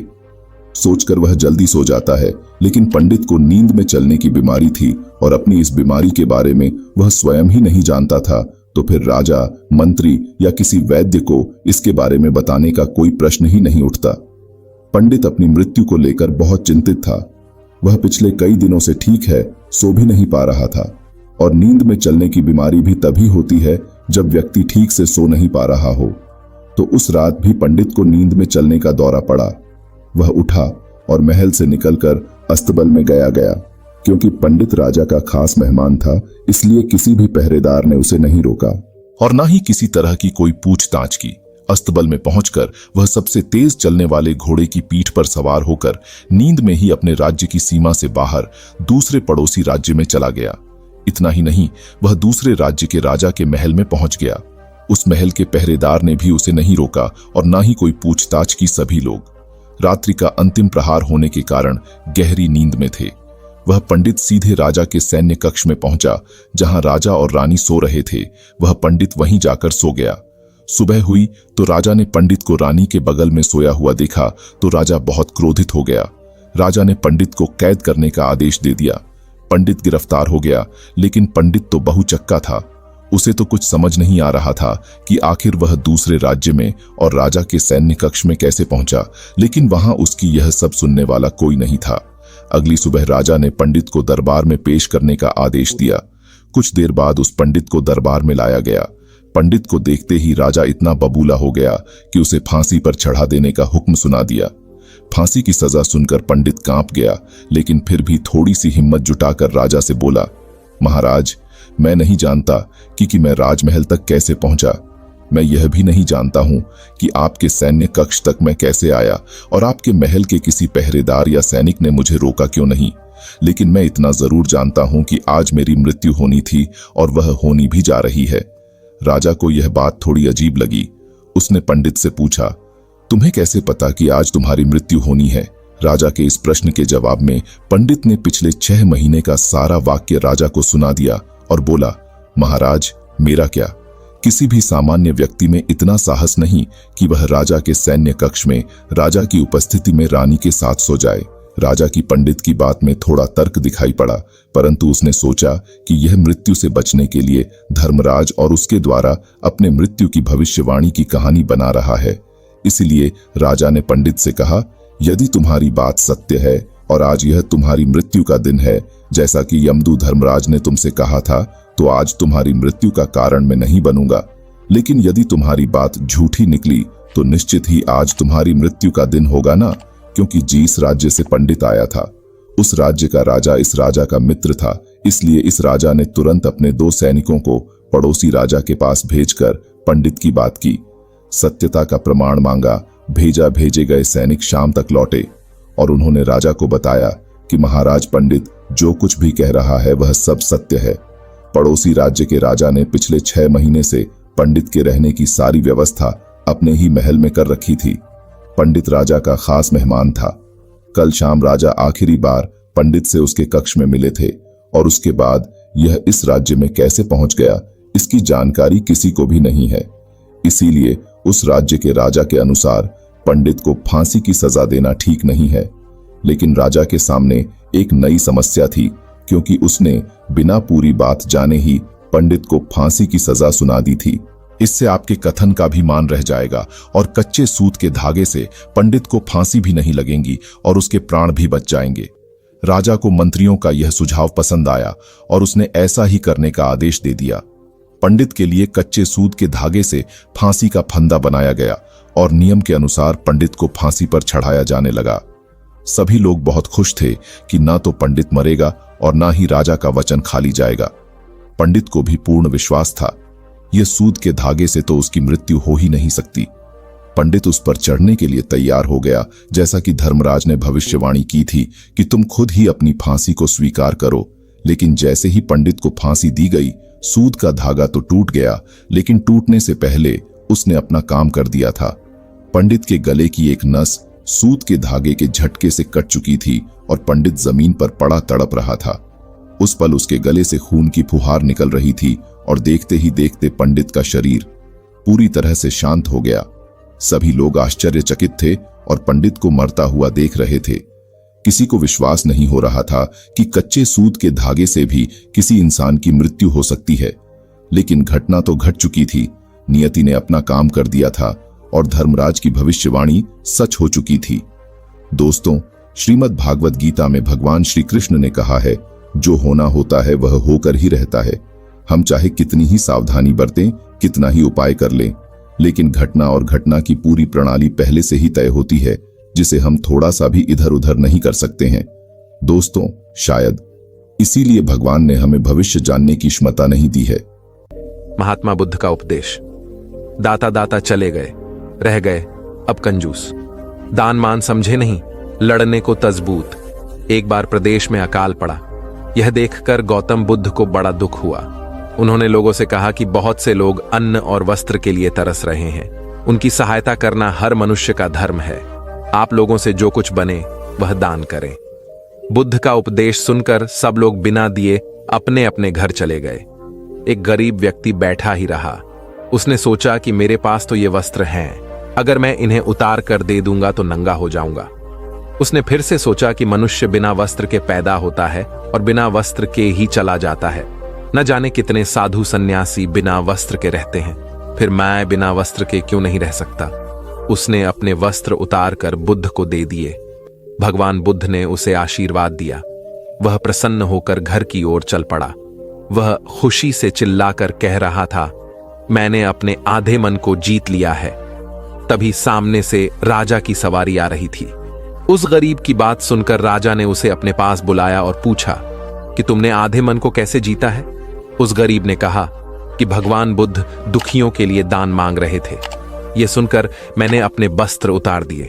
पहले तो मेरे मन ने इनकार किया, फिर मैंने उसे समझाया कि मनुष्य बिना वस्त्र के पैदा होता है और मृत्यु होने पर साथ में कुछ भी नहीं जाता। राजा उसकी बात से बड़ा प्रसन्न हुआ। उसने मोतियों का हार और कीमती वस्त्र उसे दिए। उसने वह सब ले जाकर भगवान बुद्ध के चरणों में रख दिए। बुद्ध ने उसे हृदय से लगाते हुए कहा, जो दूसरों के लिए अपना सब कुछ दे देता है उसकी बराबरी कोई नहीं कर सकता। बुद्ध ने बालक को समझाया। गौतम बुद्ध ने समझाया ज्ञानी आदमी कैसे अपने ऊपर शासन करना जानता है। एक लड़का बहुत चतुर था। उसने बहुत सी कलाएं सीखीं। उसे तीर चलाना आ गया, वह नाव खेने लगा और बढ़िया से बढ़िया मकान बनाना सीख गया। उसके बाद वह घर लौटा। बड़े घमंड से वह लोगों से कहता, इस दुनिया में मेरे मुकाबले का कोई नहीं है, मैं सब कुछ जानता हूं। गौतम बुद्ध ने यह देखा तो सोचा, इसे शिक्षा देनी चाहिए। उन्होंने एक बूढ़े का रूप बनाया और हाथ में भिक्षा पात्र लेकर उसके पास गए। लड़के ने पूछा, तुम कौन हो? बुद्ध ने कहा, मैं अपने मन को वश में रखने वाला एक आदमी हूं। उनकी बात लड़के को समझ में नहीं आई। उसने कहा, आपका मतलब? बुद्ध बोले, कोई आदमी तीर चलाना जानता है, कोई नाव खेना जानता है, कोई घर बनाना जानता है, लेकिन ज्ञानी आदमी अपने ऊपर शासन करना जानता है। लड़का बुद्ध के इतने कहने पर भी कुछ न समझ सका। उनसे फिर पूछा, अपने ऊपर शासन करना क्या होता है? बुद्ध ने कहा, अगर कोई उसकी प्रशंसा करे तो वह खुशी से नहीं फूलता, निंदा करे तो दुखी नहीं होता। इस तरह उसका मन उसके वश में रहता है। ऐसा आदमी किसी चीज या हुनर का अभिमान नहीं करता। बुद्ध की बात का उस लड़के पर ऐसा असर हुआ कि उस दिन से उसने डींग हाँकना बंद कर दिया। बुद्ध का शिष्य। महाभारत में बताया गया है कि भीष्म पितामह को इच्छा मृत्यु का वरदान प्राप्त था, अर्थात वे स्वयं जब तक मृत्यु का आह्वान न करें, काल उनके पास भी नहीं भटक सकता था। इसी तरह अमरता को लेकर अनेक कथाएं प्रचलित हैं। महात्मा बुद्ध अपने शिष्यों के साथ भिक्षाटन पर जा रहे थे। रास्ते में शिष्यों ने एक पौधे की तरफ इशारा करते हुए पूछा, भंते, इस पौधे की उम्र क्या है? बुद्ध ने बताया कि यह अमर वृक्ष है, इसकी उम्र अंतहीन है। तभी एक शिष्य ने उस वृक्ष को जड़ से उखाड़ फेंक दिया और बुद्ध से बोला, गुरुवर, मैंने उसे एक ही पल में उखाड़कर समाप्त कर दिया। बुद्ध मुस्कुराए और निश्शब्द आगे बढ़ गए। महीनों बाद जब चातुर्मास बिताकर वे उसी रास्ते से लौटे तो सभी ने उस पौधे को वापस हरा भरा देखा। वृक्ष को उखाड़ने वाले शिष्य ने पूछा, तथागत, आपको इस पौधे की अनश्वरता का कैसे पता चला? बुद्ध ने उत्तर दिया, मैं इस नन्हे से पौधे की अनंत जिजीविषा को जानता था। यह जीवन और अमरता की पहली शर्त है। जिसमें यह भावना है वही जीवन को दीर्घ बना सकता है। बुद्ध की सहनशीलता। गौतम बुद्ध सत्य, अहिंसा और सहिष्णुता की प्रतिमूर्ति थे। इन्हीं सद्गुणों का उपदेश वे घूम घूम कर देते और लोगों से इन्हें अपनाने का आग्रह करते। एक दिन वे किसी गांव में पहुंचे। वहां कुछ ऐसे अज्ञानी लोग थे जो बुद्ध के विरोधी थे। वे बुद्ध को अपशब्द कहने लगे। ये देखकर बुद्ध के शिष्यों को बहुत बुरा लगा। उन्होंने बुद्ध से इसका विरोध करने का आग्रह किया तो बुद्ध ने उन्हें समझाया कि ये लोग तो अपशब्द ही कह रहे हैं। यदि ये पत्थर भी मार रहे होते तो भी मैं कहता कि मारने दो। मैं जानता हूं कि ये कुछ कहना चाहते हैं लेकिन क्रोध के कारण कह नहीं पा रहे। 10 साल पूर्व यदि ये ही लोग मुझे गाली देते तो मैं भी इन्हें गाली देता, किंतु अब तो लेन देन से मुक्ति मिल गई है। क्रोध से अपशब्द निकलते हैं। यहां तो क्रोध भवन कब का ढह चुका है। बुद्ध के विचार सुनकर अपशब्द कहने वाले हैरान रह गए। बुद्ध ने आगे अपने शिष्यों से कहा, इन लोगों को बताओ कि पिछले गांव में क्या हुआ था। शिष्यों ने बताया, वहां के लोग फल व मिठाइयां लेकर आए थे और आपने यह कहकर वे चीजें लौटा दी कि अब लेने वाला विदा हो चुका है। 10 साल पहले आते तो मैं ये सभी उपहार ले लेता। बुद्ध बोले, उन लोगों ने मिठाइयां गांव में बांट दी, लेकिन आप ये अपशब्द गांव में न बांटे। आप मुझे क्रोध नहीं दिला सकते। ठीक उस खूंटी की तरह जो किसी को नहीं टांगती, लोग उस पर वस्त्र अवश्य टांग देते हैं। कथा का सार यह है कि साक्षी भाव सच्चे संत की पहचान है। जो अच्छे बुरे, लाभ हानि, अंपना पराया के संकीर्ण भाव से मुक्त हो जाता है, उसे ही संतत्व की प्राप्ति होती है। मगध राज्य का राजकुमार श्रोण बेहद उद्दंड था। उसको दूसरों के अपमान में आनंद की अनुभूति होती थी। दूसरों को अपमानित करने में वह उम्र का ख्याल भी नहीं करता था। जब माता पिता उसकी हरकतों से बहुत परेशान हो गए तो उन्होंने अपने महल में भगवान बुद्ध को आमंत्रित किया। बुद्ध जब महल में आए तो उन्होंने राजकुमार के विषय में सभी बातें सुनी। उन्होंने राजा से राजकुमार को प्रवचन में लाने के लिए कहा। श्रोण अपने पिता के साथ आया और प्रवचन की समाप्ति पर वह बुद्ध के चरणों में लौट गया। बुद्ध के वचनों से प्रभावित होकर वह बौद्ध धर्म में दीक्षित हो गया। उसका जीवन पूर्णतः बदल गया। कुछ समय बाद उसने प्रायश्चित्त करने के लिए अन्न जल का त्याग कर दिया। उसके इस कठोर प्रण के विषय में जब भगवान बुद्ध को झांत हुआ तो वे उसे देखने आए। उन्होंने स्नेहपूर्वक उसके मस्तक पर हाथ रखा और बोले, श्रोण, अन्न जल के त्याग के चलते तुम्हारा स्वास्थ्य गिरता जा रहा है। तुम संगीत के जानकार हो, अत उससे जुड़े मेरे एक प्रश्न का उत्तर दो। क्या वीणा के तार ढीले करने पर उससे स्वर लहरी फूटती है? श्रोण ने जवाब दिया, नहीं भगवानु। बुद्ध ने पुनः प्रश्न किया, तब तो तारों को खूब कसना पड़ता होगा? श्रोण बोला, नहीं, अधिक कसने से तार टूट सकते हैं। तब तथागत बोले, वीणा से मधुर संगीत निकालने के लिए उसके तारों को न तो अधिक ढीला रखना चाहिए और न ही अधिक कसना चाहिए। इसी प्रकार हमारा जीवन भी एक वीणा की तरह ही है, जिसे भली भांति चलाने के लिए सभी वस्तुओं का पूर्ण त्याग उचित नहीं है। श्रोण ने कठोर प्रतिज्ञा से मुक्ति ले ली और सहज जीवन जीने लगा। यह कथा जीवन को नैसर्गिक तरीके से जीने पर बल देती है, जिसमें उचित आवश्यकताओं की पूर्ति और अतिरिक्त इच्छाओं पर नियंत्रण का संदेश शामिल है। यदि जीवन को आवश्यकता, पूर्ति और संयम के संयम से संचालित किया जाए तो परम शांति प्रदायक होता है। गौतम बुद्ध को उनके अनुयायी यदि स्नेह से कहीं बुलाते तो वे अवश्य जाते। फिर जब बुद्ध पहुंचते तो श्रोताओं की भारी भीड़ उमड़ पड़ती। बुद्ध के वचनों में जो अमृतत्व होता था उसका पान करना सभी को प्रीतिकर लगता था। उनके उपदेशों में ऐसा कुछ अवश्य होता था जिससे गंभीर समस्याएं सुलझ जाती और कुछ न कुछ सार्थक भी प्राप्त होता। एक गरीब किसान गौतम बुद्ध का बहुत बड़ा भक्त था। एक दिन वह बुद्ध के पास आया और अपने गांव आने का आग्रह किया। बुद्ध उसके गांव पहुंचे तो सारा गांव उन्हें देखने व सुनने के लिए उमड़ पड़ा, किंतु वह किसान नहीं आया। हुआ यह कि उसी दिन किसान के बैलों की जोड़ी कहीं खो गई। किसान इस दुविधा में रहा कि बुद्ध का प्रवचन सुने या अपने बैलों को खोजे। काफी सोचने के बाद उसने अपने बैलों को खोजने का निर्णय किया।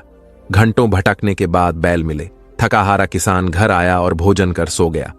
अगले दिन वह अति संकोच से क्षमा प्रार्थी बन बुद्ध के पास पहुंचा तो वे बड़े स्नेह से बोले, मेरी दृष्टि में यह किसान मेरा सच्चा अनुयायी है। इसने उपदेश से अधिक महत्व कर्म को दिया। यदि यह कल बैलों को न ढूंढते हुए उपदेश सुनता तो मेरी बातें इसकी समझ में नहीं आती, क्योंकि मन बैलों में अटका रहता। इसने कर्म को महत्व देकर प्रशंसनीय काम किया। सार यह है कि हम जहां जिस भूमिका में हों उसका ईमानदारी से निर्वाह करें। यही सच्ची आध्यात्मिकता है, क्योंकि प्रत्येक धर्म कर्म को ही सर्वोपरि महत्व देता है। गौतम बुद्ध को उनके अनुयायी यदि स्नेह से कहीं बुलाते तो वे अवश्य जाते। फिर जब बुद्ध पहुंचते तो श्रोताओं की भारी भीड़ उमड़ पड़ती। बुद्ध के वचनों में जो अमृतत्व होता था उसका पान करना सभी को प्रीतिकर लगता था। उनके उपदेशों में ऐसा कुछ अवश्य होता था जिससे गंभीर समस्याएं सुलझ जाती और कुछ न कुछ सार्थक भी प्राप्त हो। सार यह है कि हम जहां जिस भूमिका में हो उसका ईमानदारी से निर्वाह करें। यही सच्ची आध्यात्मिकता है, क्योंकि प्रत्येक धर्म कर्म को ही सर्वोपरि महत्व देता है। गौतम बुद्ध के पास उनका प्रिय शिष्य पूर्ण पहुंचा। बुद्ध ध्यानावस्था में बैठे थे। पूर्ण के पहुंचने पर उन्होंने आंखें थोड़ी सी खोली और पूर्ण से आने का कारण पूछा तो उसने कहा, मैं धर्म प्रचार के लिए जाना चाहता हूं, आपकी आज्ञा चाहिए। बुद्ध मुस्कुराए और कहा कि पूर्ण, धर्म की राह बहुत मुश्किल है। तुम लोगों को अच्छी बातें बताने जाओगे और लोग तुम पर नाराज होंगे। हो सकता है कि अपशब्द भी कहे। इस पर पूर्ण ने कहा, कोई बात नहीं, मैं यह सोचकर उनकी बातों पर ध्यान नहीं दूंगा कि उन्होंने अपशब्द ही कहे, पिटाई तो नहीं की। बुद्ध बोले, हो सकता है कि कुछ लोग हाथ उठा दें।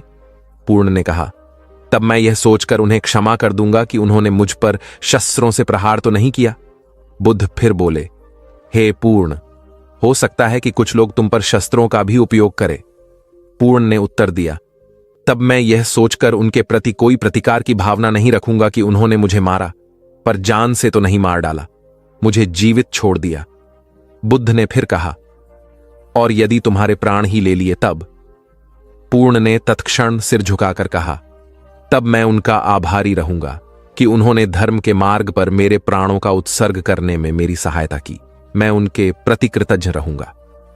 तब बुद्ध ने आंखें खोली और आशीर्वाद देकर अनुमति दी तथा पूर्ण से कहा, अब तुम धर्म प्रचार करने के पात्र हो। जो किसी में भी कोई दोष न देखे वही सच्चा है। अच्छाई के मार्ग पर चलना बहुत मुश्किल काम है। जो इस राह पर चलता है उसके मार्ग में अनेक बाधाएं आती हैं, लेकिन जो व्यक्ति किसी में भी दोष न देखे वही बाधाओं को सहजता से पार कर अपने लक्ष्य को पूरा कर पाता है।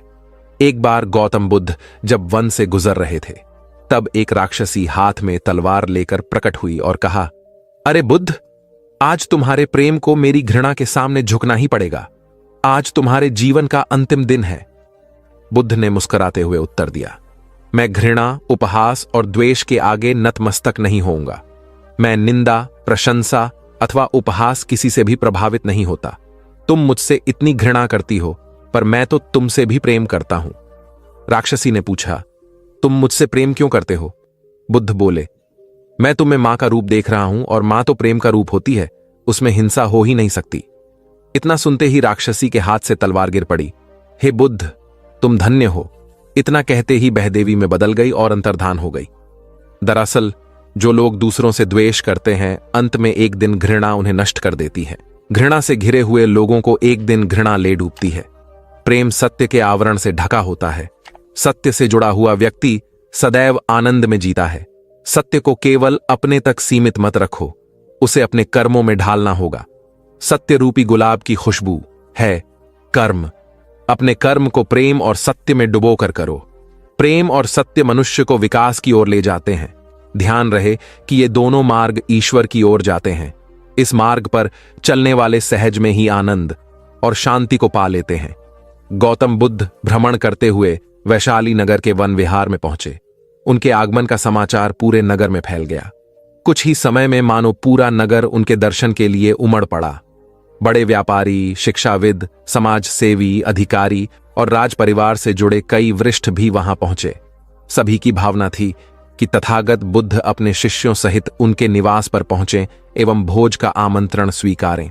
बुद्ध सभी के निवेदन को सुन रहे थे और स्वभावगत मुस्कान के साथ आमंत्रण का आभार व्यक्त कर रहे थे। तभी वैशाली की यात गणिका आम्रपाली भी वहां पहुंची। वह बुद्ध की शिक्षा से प्रेरित होकर बहुत पहले ही अपनी गणिका वृत्ति त्याग चुकी थी। उसने भी बुद्ध को भोजन का आमंत्रण दिया। बुद्ध ने तत्काल उसे स्वीकार किया और अगले दिन भिक्षुओं सहित उसके घर आने की सहमति दे दी। बुद्ध के एक शिष्य को यह बात अच्छी नहीं लगी कि इतने सारे वरिष्ठों के निवेदन के बावजूद बुद्ध ने आम्रपाली का आमंत्रण स्वीकारा। शिष्य की दृष्टि में आम्रपाली गणिका होने से घृणित कर्म से जुड़ी रही थी। जब सभी लोग चले गए, तब शिष्य ने पूछा, भगवान, इतने लोगों ने आपको न्योता दिया, फिर आपने आम्रपाली का ही आमंत्रण क्यों स्वीकारा? बुद्ध ने कहा, माना वह गणिका थी, लेकिन पश्चाताप की अग्नि में तपकर वह निर्मल हो चुकी है। यदि कोई व्यक्ति इस निर्मलता को प्राप्त कर ले तो वह उनसे भी श्रेष्ठ हो जाता है, जो ऐसे किसी घृणित कर्म में लीन न रहे हों। ऐसे व्यक्ति का आमंत्रण स्वीकारने में संकोच नहीं होना चाहिए। कोई व्यक्ति जब तक बुरे कामों में संलग्न रहता है तब तक उससे दूरी रहे तो ठीक है, लेकिन जो बुरे कामों को छोड़ दे उसे स्वीकार करने में संकोच नहीं करना चाहिए। इससे उसकी अच्छाई की ओर बढ़ने की भावना को बल मिलता है। गौबुद्ध के जीवन की एक घटना है। उन्होंने नियम बना रखा था कि वे अपने संघ में स्त्रियों को स्थान नहीं देंगे। स्त्रियों के लिए भिक्षु होने की दीक्षा उन्होंने वर्जित कर रखी थी। एक समय गौतम बुद्ध एक गांव में ठहरे हुए थे। वहां महाप्रजापति गौतमी उनके पास पहुंची। उन्होंने बुद्ध से कहा, आप स्त्रियों को भी दीक्षा दें, किंतु बुद्ध ने अस्वीकार कर दिया। अनेक स्त्रियां इकट्ठी हुईं और उन्होंने विचार किया कि कैसे गौतम बुद्ध से स्वीकृति प्राप्त की जाए। स्त्रियों ने निर्णय लिया कि स्वयं सेविकाएं बनकर गौतम बुद्ध के समक्ष पहुंचा जाए। गौतमी ने अपने बाल काटे, भिक्षु के वस्त्र पहने और अनेक स्त्रियों के साथ बुद्ध के सामने पहुंच गई। उनकी यह मांग थी कि स्त्रियों को भी दीक्षा दी जाए। बुद्ध ने उनकी बात को स्वीकार नहीं किया। स्त्रियां निराश हुईं। जब बुद्ध के एक शिष्य आनंद ने स्त्रियों को देखा, उनके पांव सूजे हुए थे, उन पर धूल चढ़ी हुई थी, उनकी आंखों से आंसू बह रहे थे। उन्होंने पूछा, क्या बात है? स्त्रियों ने कहा, बुद्ध उनके धर्म और नियम के अनुसार हमें भिक्षु होने की दीक्षा नहीं दे रहे हैं। जब आनंद ने व्यक्तिगत रूप से बुद्ध से निवेदन किया बुद्ध को उन्होंने याद दिलाया, इस समय यह सामाजिक मान्यता है कि स्त्रियां मोक्ष की अधिकारी नहीं हैं, पुरुषों के मुकाबले निम्न हैं। तो क्या आप भी यह मानते हैं और इसलिए उन्हें दीक्षित नहीं कर रहे हैं? बुद्ध का उत्तर था, मुझे गलत न समझा जाए।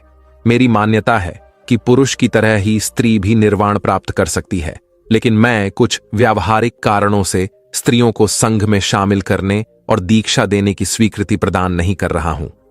आनंद का उत्तर था, सिद्धांत और व्यवहार में परिवर्तन करना चाहिए।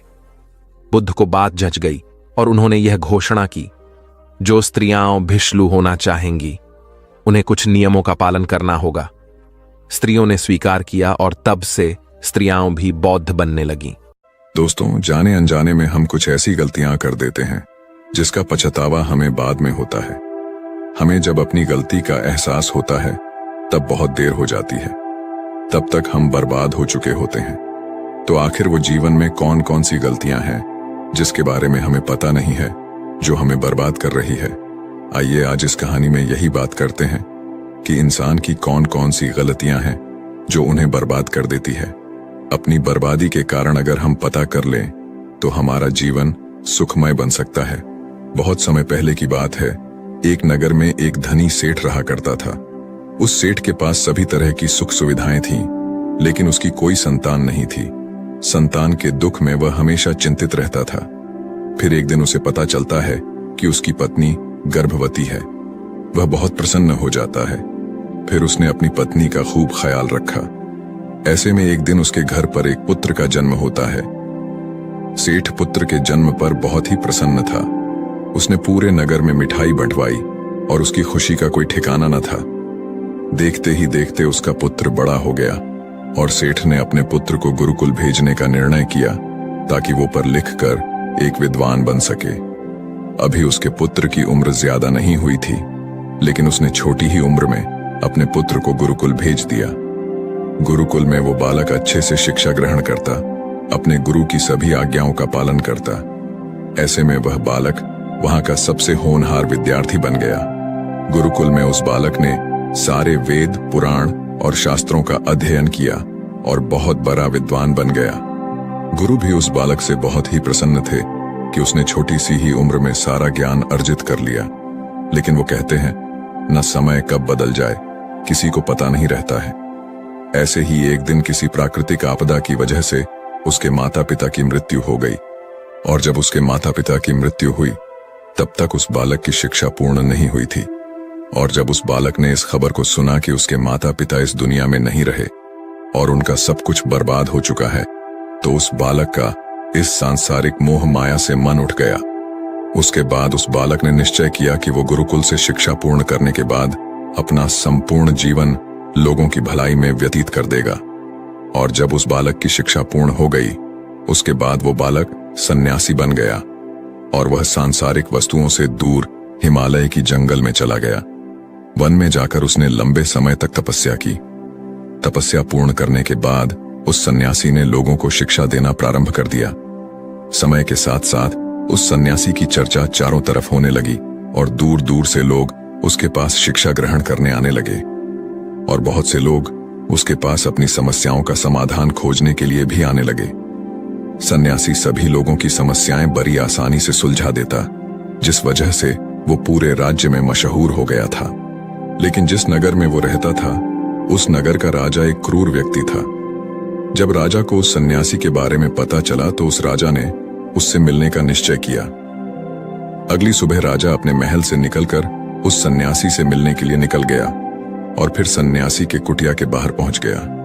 वहां पहुंचकर जब राजा ने उस सन्यासी को देखा, तब राजा उस सन्यासी को देखता ही रह गया। उसके चेहरे पर एक अलग ही तेज था। जब वो उस सन्यासी के पास पहुंचा, तब राजा को अपार शांति का अनुभव हुआ। उस राजा ने सन्यासी को प्रणाम किया और उनके पास ही बैठ गया और उनसे वार्तालाप करने लगा। वो राजा पहली ही मुलाकात में उस सन्यासी के व्यक्तित्व से इतना प्रभावित हुआ कि उसने उसी समय से अच्छाई की राह पर चलने की ठान ली और मन ही मन सोचने लगा कि इतनी छोटी सी मुलाकात में यह सन्यासी मुझे इतना बदल सकता है, तो अगर यह हमेशा मेरे साथ ही रहने लगे तो मेरी तो जिंदगी ही बदल जाएगी। और यही सोचकर राजा सन्यासी से महल चलने का आग्रह करने लगा। राजा का आग्रह सुनकर सन्यासी मना नहीं कर पाया और वह राजमहल चलने को तैयार हो गए। फिर राजा सन्यासी को लेकर राजमहल की ओर चल दिया। राजमहल पहुंचने पर राजा ने सन्यासी का खूब आदर सत्कार किया और उसके बाद राजा ने सन्यासी को एक सही कमरे में भोजन करवाया। भोजन के बाद सन्यासी ने राजा को धन्यवाद कहा और राजा से जाने की अनुमति मांगी। यह सुनकर राजा ने कहा कि आप हमारे बगीचे में जब तक चाहे रह सकते हैं। आपको यहाँ पर किसी भी प्रकार की असुविधा नहीं होगी और आप यहाँ रहेंगे तो हमारे प्रजा को भी अच्छा लगेगा और हमें भी अच्छा लगेगा।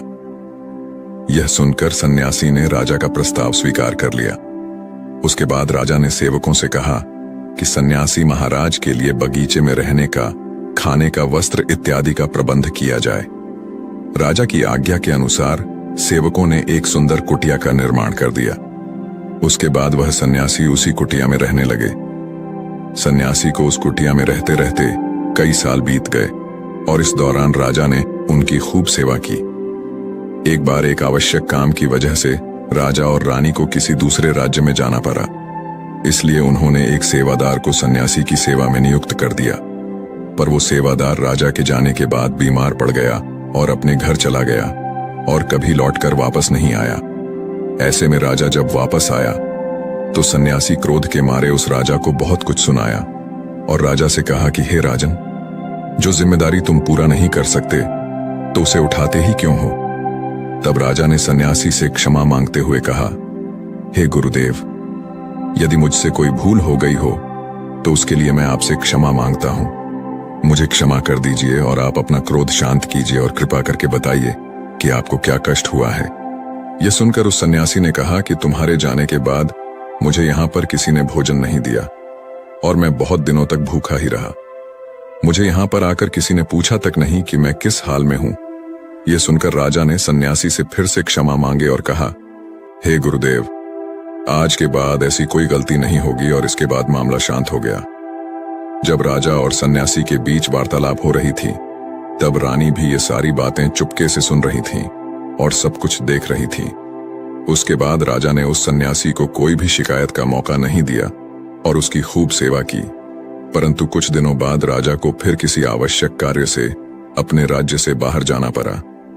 लेकिन इस बार राजा ने राज्य से बाहर जाने से पहले अपने रानी को कहा कि जब तक मैं नहीं आऊं तब तक आप स्वयं सन्यासी की देखभाल करोगी। यह सुनकर रानी ने कहा कि जी महाराज, आप निश्चिंत होकर जाइए, मैं सन्यासी महाराज की अच्छे से सेवा करूंगी। उसके बाद रानी हर रोज भोजन बनाकर सन्यासी को भेज देती थी। लेकिन एक दिन रानी नहाने के लिए चली गई और सन्यासी को भोजन देना भूल गई। सन्यासी ने काफी देर तक भोजन का इंतजार किया, लेकिन जब भोजन नहीं आया तो सन्यासी सोच में पड़ गया कि आज खाना क्यों नहीं आया। उसके बाद सन्यासी ने सोचा कि वो खुद महल में जाकर देखेगा कि आखिर अब तक खाना क्यों नहीं आया, और फिर वह महल पहुंच गया। जब वो महल के अंदर दाखिल हुआ, वहां उसकी नजर रानी पर पड़ी। रानी के लंबे लंबे घने काले बाल जो कि उसके कमर पर लहरा रही थी, उसकी कजरारी आंखें जो देखने मात्र से किसी को भी घायल कर दे, उसकी हिरनी जैसी चाल। रानी के इतने सुंदर रूप को देखकर सन्यासी चकित हो गया और रानी की सुंदरता सन्यासी के मन में घर कर गई और वह वहां से बिना कुछ कहे ही अपनी कुटिया में लौट आया। सन्यासी रानी के रूप की सुंदरता को भुला ना सका और वह खाना पीना छोड़कर अपनी कुटिया में पड़ा रहा। सन्यासी अपने विचारों के चलते कई दिनों तक कुछ नहीं खाया, जिस वजह से वो बहुत कमजोर हो गया। फिर कुछ समय बाद राजा वापस लौटे और जब उन्हें सन्यासी की हालत का पता चला तो वह सीधे सन्यासी से मिलने उनके कुटिया के पास पहुंच गए और बोले कि हे गुरुदेव, क्या बात है, आपको क्या हो गया है और आप इतने कमजोर कैसे हो गए? आखिर आपको किस बात की चिंता है?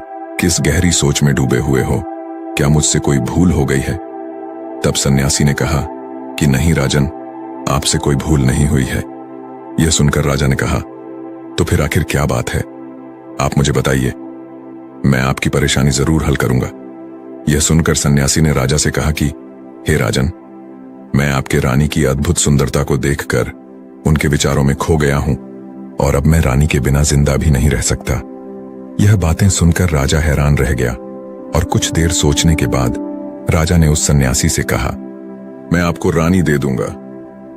यह बात सुनते ही सन्यासी बहुत प्रसन्न हो गया। फिर राजा सन्यासी को लेकर महल चले गए, और जब राजा सन्यासी को लेकर महल पहुंचे, उस दिन रानी ने सबसे सुंदर वस्त्र पहनी हुई थी। फिर राजा रानी के पास पहुंचे और रानी से कहा कि आपको इस सन्यासी की मदद करनी चाहिए। यह बहुत कमजोर पर गए हैं और मैं नहीं चाहता कि किसी ज्ञानी पुरुष की हत्या का कलंक मेरे सर पर लगे। उसके बाद राजा ने रानी से पूछा कि क्या आप इस कलंक को अपने सिर लेना चाहेंगे। राजा की यह बात सुनकर रानी ने राजा से पूछा कि आखिर इस सन्यासी के दुख का कारण क्या है। तब राजा ने रानी से कहा कि सन्यासी आपके अद्भुत सुंदरता के दीवाने हो गए हैं। राजा की यह बात सुनकर रानी ने कहा, राजन आप चिंता न करें, अब आप सब कुछ मेरे ऊपर छोड़ दीजिए। मुझे पता है कि मुझे अब क्या करना है। उससे आपके ऊपर न तो सन्यासी के हत्या का पाप लगेगा और न ही उससे मेरी पवित्रता का नाश होगा। रानी की यह बात सुनकर राजा ने रानी को सन्यासी को सौंप दिया। उसके बाद सन्यासी रानी को लेकर कुटिया में पहुंचे। कुटिया के अंदर दाखिल होकर रानी ने सन्यासी से कहा कि हमें रहने के लिए घर चाहिए, हम इस झोपड़ी में नहीं रह सकते। यह सुनकर सन्यासी राजा के पास गया और राजा से जाकर बोला कि हे राजन, हमें रहने के लिए एक घर चाहिए। सन्यासी की बात सुनकर राजा ने उनके लिए घर का प्रबंध कर दिया। फिर सन्यासी रानी को लेकर घर पहुंचा। जब रानी सन्यासी के साथ उस घर पर पहुंची, तब रानी ने कहा कि यह घर तो बहुत गंदा है और इसकी हालत बहुत खराब है, मैं इस घर में नहीं रह सकती। यह सुनकर फिर से वो सन्यासी राजा के पास गया और राजा के पास जाकर बोला, हे राजन, आपने जो हमें घर दिया है उस घर की हालत बहुत खराब है। सन्यासी की बात सुनकर राजा ने घर की हालत ठीक करवा दी। उसके बाद फिर रानी घर के अंदर गई और नहा धोकर बिस्तर पर आ गई। फिर सन्यासी भी बिस्तर पर आ गया। फिर उसके बाद रानी ने सन्यासी से कहा कि आपको पता है आप कौन हैं और अब आप क्या बन गए हैं। आप एक महान सन्यासी थे जिसके लिए राजा स्वयं सारी सुविधाएं उपलब्ध कराते थे। ऐसा सन्यासी जिसके पास लोग दूर दूर से ज्ञान ग्रहण करने के लिए आते थे, जो लोगों को सत्य की राह दिखाया करते थे, जो लोगों की समस्याओं का समाधान करते थे, जिनको सभी लोग सर्वश्रेष्ठ गुरु मानने लगे थे, जिनकी लोग भगवान के रूप में भी पूजा किया करते थे। और आज आप अपने वासना के कारण मेरे गुलाम बन गए हैं। रानी की ये सारी बातें सुनकर उस सन्यासी को बड़ा झटका लगा और उसे महसूस हुआ कि वो तो एक सन्यासी है और वो यह सब क्या कर रहा है। वो तो इन सारी सुख सुविधाओं को छोड़कर शांति की तलाश में वन में चला गया था। जब सन्यासी को सुध-बुध आई तो वो जोर जोर से रोने लगा और चिल्लाने लगा और रानी से कहने लगा, मुझे क्षमा कीजिए महारानी, मैं ये क्या करने जा रहा था। मैं अभी इसी वक्त आपको राजा के पास सौंप कर आता हूं। सन्यासी की यह बात सुनकर रानी ने सन्यासी से प्रश्न किया कि हे गुरुदेव, मेरे मन में भी एक प्रश्न उठ रहा है, कृपया मेरे प्रश्न का उत्तर दीजिए। रानी की यह बात सुनकर सन्यासी ने कहा, पूछो, तुम्हारा क्या प्रश्न है। फिर रानी ने कहा, जब आपको उस दिन भोजन नहीं मिला तो आप बहुत क्रोधित हो गए थे। तब मैंने आपका यह रूप पहली बार देखा था और तभी से मैं आपके व्यवहार में परिवर्तन महसूस कर रही हूं। ऐसा क्यों हुआ गुरुदेव? आखिर आपको इतना क्रोध क्यों आया? आपने तो शांति की प्राप्ति कर ली थी। रानी की बातें सुनकर सन्यासी ने कहा कि जब मैं वन में था तो मुझे समय पर भोजन नहीं मिलता था, लेकिन जब मैं महल में आया तो महल में आने के बाद मुझे सारी सुख सुविधाएं प्राप्त हुई और फिर मैं इन सभी सुख सुविधाओं के आदी हो गया और मुझे इसके प्रति लगाव उत्पन्न हो गया और फिर मुझे इसको पाने का लालच उत्पन्न हो गया और जब मुझे यह नहीं मिला तो मेरे अंदर क्रोध उत्पन्न हो गया। फिर सन्यासी ने कहा, महारानी, अगर इच्छा पूरी न हो तो क्रोध उत्पन्न होता है और अगर इच्छा पूरी हो जाए तो लालच बढ़ जाता है। सन्यासी ने आगे कहा, यह इच्छा की पूर्ति ही मुझे वासना के द्वार पर ले आई है और मैं आपके प्रति आकर्षित हो गया। इसके बाद वो सन्यासी रानी को लेकर राजा के पास पहुंचा और बोला, हे राजन, मुझे क्षमा कर दीजिए, मुझे अपनी गलती का एहसास हो गया है। ये लो आपकी रानी, मुझे यह सब नहीं चाहिए। मैं अपनी इच्छा में वशीभूत होकर यह गलत कार्य करने जा रहा था और अपने जीवन को बर्बाद कर रहा था, लेकिन अब मुझे सब कुछ समझ आ गया है। उसके बाद उस सन्यासी ने कहा कि हे राजन, मनुष्य की बर्बादी का कारण उसकी 4 आदतें बनती है और दुनिया के हर एक व्यक्ति के अंदर ये 4 अवगुण होते हैं। लेकिन जो व्यक्ति इन पर नियंत्रण पा लेता है वह दुख और परेशानियों से बच जाता है, और वहीं जो व्यक्ति इन चारों दोषों पर नियंत्रण नहीं कर पाता है वो बर्बाद होने के कगार पर पहुंच जाता है। यह सुनकर राजा ने कहा, हे गुरुदेव, आप मुझे वह 4 आदतें बताइए जिससे मनुष्य की बर्बादी हो जाती है। फिर सन्यासी ने राजा को मनुष्यों को बर्बाद कर देने वाली 4 आदतों के बारे में बताया कि हे राजन, मनुष्यों को बर्बाद करने वाली पहली आदत है उसकी इच्छा, क्योंकि इच्छा ही दुनिया के हर एक व्यक्ति के अंदर पहला अवगुण होता है, और जो व्यक्ति अपनी इच्छाओं को नियंत्रण में नहीं रख पाता है वह जीवन में किसी भी जगह सफल नहीं हो पाता है, क्योंकि जैसे ही उसकी एक इच्छा पूरी होती है वह दूसरे की ओर बढ़ाने लगता है, और दूसरी पूरी होती है तो तीसरी इच्छा उसके मन में जागृत हो जाती है, और फिर ऐसा करते करते इच्छाओं पर नियंत्रण न होने के कारण इंसान के मन में संतोष का भाव नहीं आ पाता है और इसी जाल में उलझा रहता है, दुखी रहता है। इसीलिए राजन, जब हम अपनी इच्छाओं पर नियंत्रण पा लेते हैं तो हम हमारे मन पर भी नियंत्रण कर लेते हैं, और जब हमारा मन हमारे वश में होता है तो हमें सुख ही सुख की प्राप्ति होती है। फिर जो हम चाहते हैं वही हमारे साथ होता है। फिर सन्यासी कहता है कि हे राजन, मनुष्य को बर्बाद करने वाली दूसरी आदत है वासना। वासना का जन्म हमारे मन में उठने वाली इच्छाओं से होता है। जिस प्रकार इच्छाओं का कोई अंत नहीं होता, उसी तरह मनुष्य वासना के जाल में फंसता ही चला जाता है। वासना में वशीभूत होकर इंसान को कुछ भी नहीं नजर आता है। आज तक जितनी भी लड़ाइयां हुई हैं, उसका सबसे बड़ा कारण स्त्री को पाने की इच्छा के कारण ही हुई है। स्त्री के प्रेम में वशीभूत होकर आज से पहले कई राजा महाराजाओं ने युद्ध किया है। रावण एक बड़ा बुद्धिमान व्यक्ति था, लेकिन वह माता सीता के सुंदरता से वशीभूत होकर अपने आप को बर्बाद कर लिया। उसकी मृत्यु का कारण एक स्त्री ही बनी थी। कई राजा महाराजा तो युद्ध में इसलिए हार गए क्योंकि वो लोग स्त्रियों से रासलीला रचाने में ही रह गए। ईश्वर ने तो स्त्री की उत्पत्ति इस संसार को बनाने के लिए की है, लेकिन आजकल लोगों ने इसे अपना वासना का रूप बना लिया है। स्त्री को अपने मनोरंजन का सामान सोचने लगे हैं, और जब उन्हें अपना ये मनोरंजन नहीं मिलता तो वो पागल हो जाते हैं और न जाने क्या क्या कर बैठते हैं। इसलिए हे राजन, जितना हो सके उतना वासना से दूर रहना चाहिए। फिर सन्यासी कहते हैं कि हे राजन, मनुष्य को बर्बाद करने वाली तीसरी आदत है क्रोध, क्योंकि जब मनुष्य की वासना की पूर्ति नहीं होती है तो उसके अंदर क्रोध उत्पन्न हो जाता है, और जब व्यक्ति को क्रोध आता है तो उस पर उसका नियंत्रण नहीं होता है, और फिर वह क्रोध में आकर कई गलत निर्णय ले लेता है। क्रोध में व्यक्ति दूसरों को भला बुरा कह देता है, गालियां भी निकाल देता है, और जब उनका क्रोध शांत होता है तो उन्हें अपनी गलतियों का एहसास होता है, लेकिन तब तक तो सब कुछ बर्बाद हो चुका होता है। क्रोध के कारण मनुष्य के कई बने बनाए काम बिगड़ जाते हैं। जब मनुष्य के अंदर क्रोध उत्पन्न होता है तो वह अंदर से बहुत कमजोर हो जाता है, और एक कमजोर मनुष्य जीवन में कुछ नहीं कर सकता है, उसे कभी भी सफलता नहीं मिलती है। फिर सन्यासी कहता है, हे राजन, मनुष्य को बर्बाद करने वाली चौथी आदत है लालच। हे राजन, लालच का फल सदैव ही बुरा होता है। लालच में पड़कर हम बहुत लोगों का बुरा कर देते हैं। हर मनुष्य के जीवन में ऐसे अवसर अवश्य आते हैं जब वो लालच कर बैठता है, और अधिक पाने की लालसा में वो कुछ ऐसा कर जाता है जिससे जो उसके पास था वो भी वह खो देता है, क्योंकि जैसे ही व्यक्ति की एक इच्छा पूरी होती है उसका लालच भी बढ़ जाता है और उसके मन में और कई सारे आकांक्षाएं जन्म लेने लगती हैं। जो व्यक्ति अपने जीवन में लालच करता है वो कामयाबी से भी धीरे धीरे दूर हो जाता है, अगर हम समय रहते ही अपने लालच को त्याग दें और उसके फेरे में न पड़े तो हम एक सफल व्यक्ति अवश्य बन सकते हैं। फिर अंत में सन्यासी कहता है कि हे राजन, अगर मनुष्य इन 4 आदतों को छोड़ देता है तो उसे जीवन में सफल होने से कोई नहीं रोक सकता है। मैं तो एक सन्यासी होकर इन आदतों में पड़ गया और खुद को बर्बाद करने लगा, तो सोचिए एक साधारण मनुष्य के साथ क्या हो सकता है। इसलिए हे राजन, इन 4 आदतों से मनुष्य को हमेशा दूर रहना चाहिए। तो दोस्तों, उम्मीद है इस वीडियो से आपको काफी कुछ सीखने को मिला होगा, और अगर कुछ सीखने को मिला हो तो हमारे इस वीडियो को लाइक, शेयर और साथ ही कमेंट में नमो बुद्धाय जरूर लिखिएगा। धन्यवाद।